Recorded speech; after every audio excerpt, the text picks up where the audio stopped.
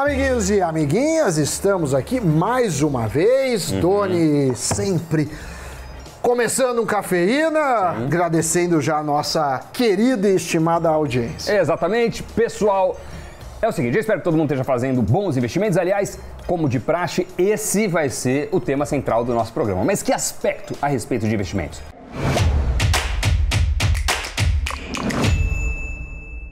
Na hora que a gente vai investir em alguma ação, por exemplo, é comum buscar pela análise fundamentalista. Essa é aquela em que se vasculha muito a respeito da empresa, seus fundamentos, perfil de gestão, o mercado onde ela está inserida. Agora, tem também análise técnica.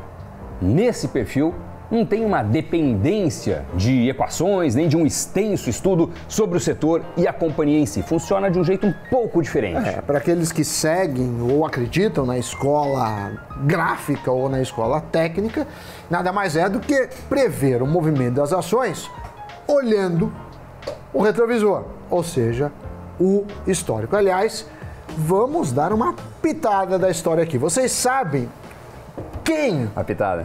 Você que acabou de voltar dos Estados Unidos, você que é chefe, dê a sua pitada, você quem vai. popularizou a análise técnica, meu caro Doni? Análise técnica? Não sei. Foi ninguém menos que o fundador do Wall Street Journal, Charles Dow. Inclusive, o índice americano Dow Jones tem esse nome por conta dele, que foi cofundado ou co-assinado com Edward Jones.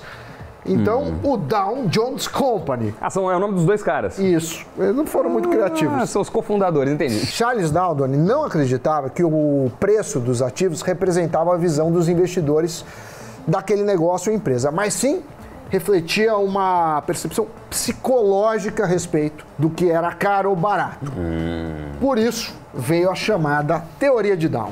O gráfico acaba sendo uma boa ferramenta para, de certa forma, prever onde um ativo pode chegar, o que pode acontecer com o preço dele, já que existem dados históricos de quais patamares os investidores ficaram mais otimistas ou pessimistas com relação àquela ação, por exemplo. Digamos que essa é a arte de analisar os movimentos do passado para tentar interpretar o presente e prever ou projetar o futuro. Mas, em resumo, é o estudo dos preços ao longo do tempo. Como eles se comportam.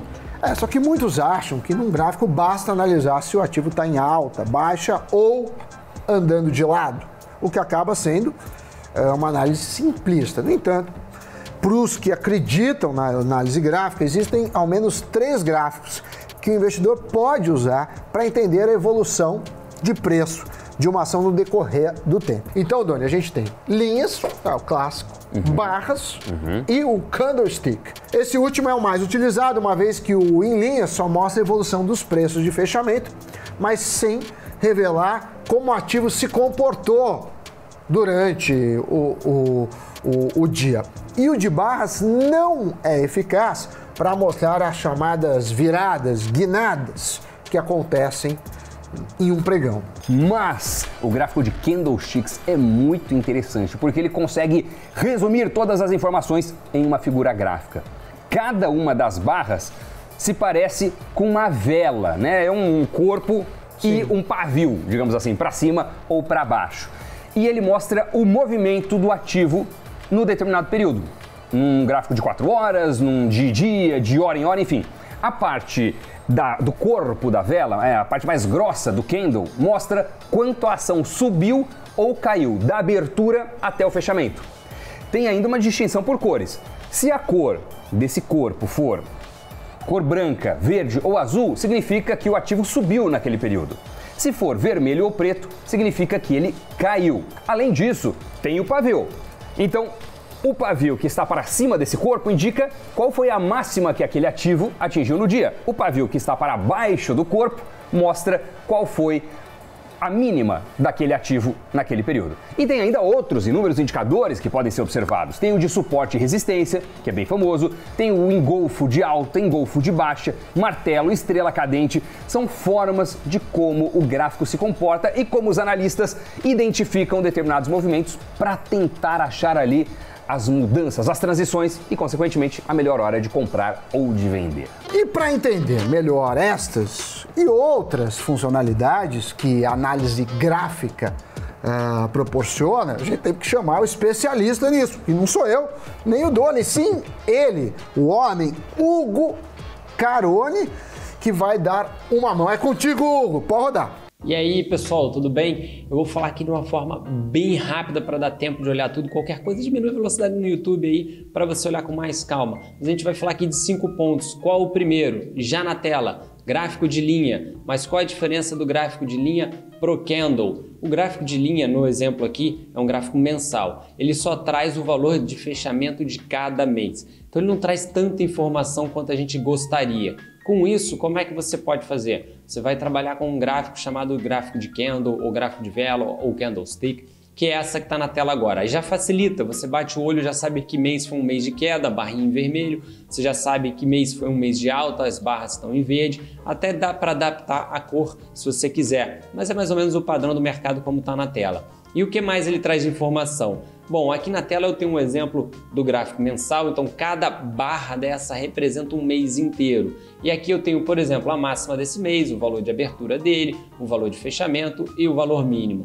E um mês de alta, eu tenho o valor mínimo, o valor de abertura, o valor de fechamento e o valor máximo dessa barra, desse candlestick. Então, essa é uma forma muito simples e rápida de bater o olho e saber o que está acontecendo com o ativo. Segundo ponto importante, considerar aí o volume. E por que considerar o volume? O volume vai te dar uma ideia se o ativo ele é líquido ou não. Mas para que eu poderia estar querendo saber se um ativo é líquido ou não? Para saber se você vai ter facilidade em entrar e sair daquele ativo, dado, né, o quanto você quer negociar financeiramente. E como é que eu vou analisar isso? Você tem um volume financeiro, né, que é uma forma de se analisar, e você tem um volume de negociação. Os dois precisam ter um alto volume no caso. Não adianta um ativo negociar, por exemplo, R$1 milhão, você só quer comprar R$1.000 e ele só teve um negócio no dia. Então o volume financeiro tem que ser alto e o volume de negociação, compra e venda ao longo do período que você está olhando, ele também precisa ser alto para aí sim de fato ser um ativo líquido. Ponto 3 aqui rapidamente. Tempo gráfico. A gente está aqui desde o início com um gráfico mensal. Normalmente as plataformas abrem o seu gráfico dessa forma, que é um gráfico diário e com pouca informação, uns 3, 4 meses. Isso é muito pouco para tomada de decisão. Você precisa olhar no primeiro momento para qualquer análise, seja curto prazo, seja day trade, não importa. Você tem que olhar o máximo de informação que tiver. Então, mensal aqui na tela, esse é o máximo de informação que tem para o Itaú desde 1994. Para aí depois vir diminuindo nos outros tempos gráficos. Então eu saio do mensal, vou para o semanal, um mensal a um longo prazo, o semanal passa a ser um médio prazo, até que eu vá chegar à referência do diário, onde eu de fato aqui vou tomar a minha decisão, mas com base no que está ocorrendo na referência lá do mensal, do semanal, e aí sim olhar aqui o diário e tomar a minha decisão. Quarto ponto, passando rapidamente, referência de escala do gráfico. Ela tem uma escala aritmética e logarítmica. A referência que a gente precisa usar é a logarítmica, ou chamada de log, e a outra arit, né? Mas o log, como é o que deve ser utilizado, ele plota o gráfico da forma que a gente está visualizando aqui. Qual é a facilidade nessa visualização? Bom, uma queda que o mercado teve lá em 2002, ela aqui foi de 46%, você percebe que ela tem o mesmo tamanho dessa queda recente. E aí, percentualmente, se você for medir a variação dos preços, eles estão bem próximos dos 46, ali os dois. Uma diferençazinha é pequena. Mas visualmente você vê que faz sentido que ela tem o mesmo tamanho. Se eu troco esse gráfico para um gráfico aritmético, a gente passa a ter uma referência que não vai fazer sentido e você quase não vai enxergar o que ocorreu na queda de 2002. E a queda recente parece a pior, assim, disparada na história do ativo, onde na realidade ele já teve uma realização até mais expressiva ao longo do tempo. Fora isso, é importantíssimo ter esse padrão. Por quê? Porque se você tiver uma linha de tendência, você não vai conseguir visualizar ela num gráfico aritmético, como vocês podem notar, e não faz sentido nenhum essas linhas. E se eu altero essa referência para um gráfico log, ele faz todo sentido. Quem quiser olhar do lado um pouquinho estatístico, isso aqui fica semelhante a um padrão. Se você for fazer o estudo de uma regressão linear, você vai ter o desvio superior, o desvio inferior e o valor central aí, que é o retorno do histórico dos preços do ativo.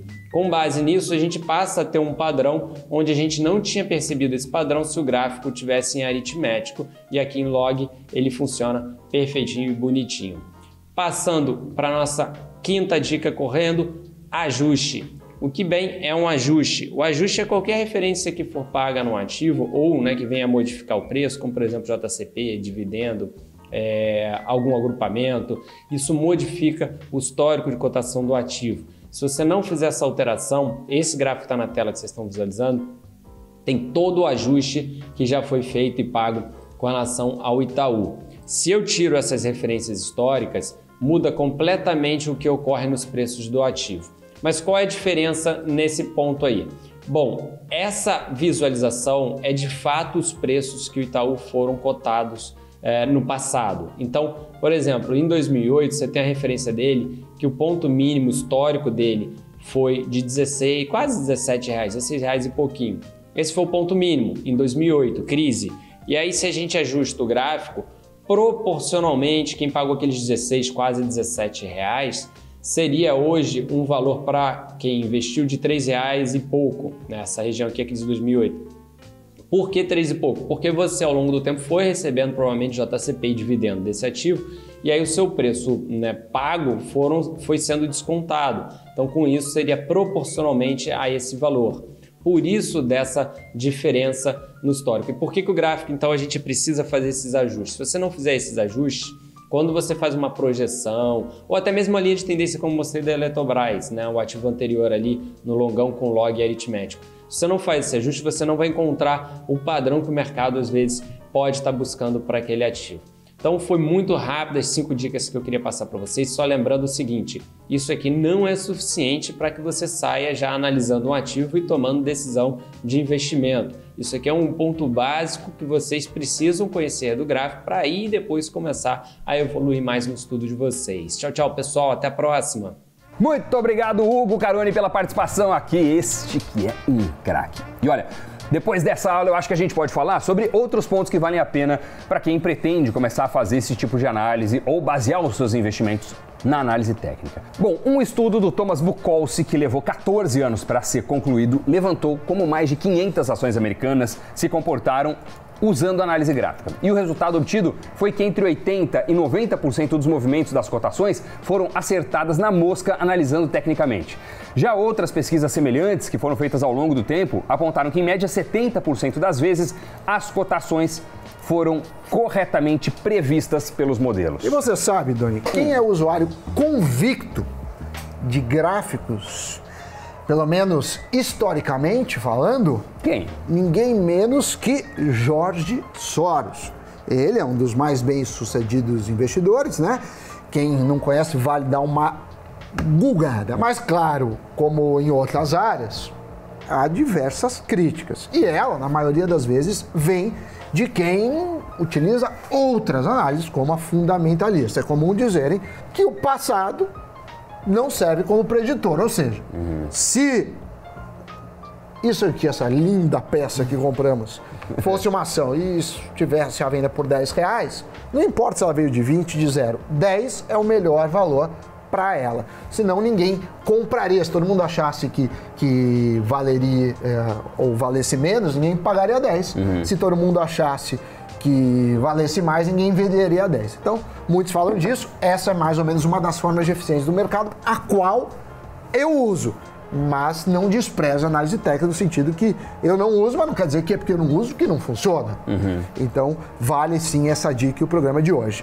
Tem quem diga também que a análise técnica é responsável pelo fracasso dos day traders, né? Mas convenhamos, o problema aqui é que muitos entram despreparados em busca de um enriquecimento rápido, acabam fazendo evaporar, assim, o próprio patrimônio. Exato. Então, como não é isso que queremos com esse tema abordado hoje, mas sim ajudar vocês a dominarem mais um assunto, analisem tudo e vejam como isso pode agregar melhores escolhas. Dito isso, só me resta girar tecnicamente as notícias.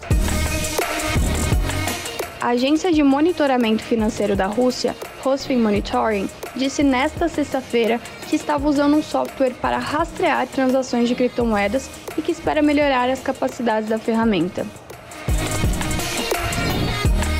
O desmatamento na floresta amazônica brasileira atingiu um recorde nos primeiros 6 meses do ano, quando uma área maior que 3 vezes o município do Rio de Janeiro foi destruída, de acordo com dados preliminares do governo divulgados nesta sexta-feira. Notícias giradas, Sammy Boy, a você que nos acompanhou até aqui, muito obrigado pela presença neste vídeo. Já deixa aí o seu like, já se inscreva no nosso canal, caso não seja inscrito ou inscrita, e fique por dentro de todos os nossos conteúdos. Valeu, pessoal, até o próximo café. Tchau.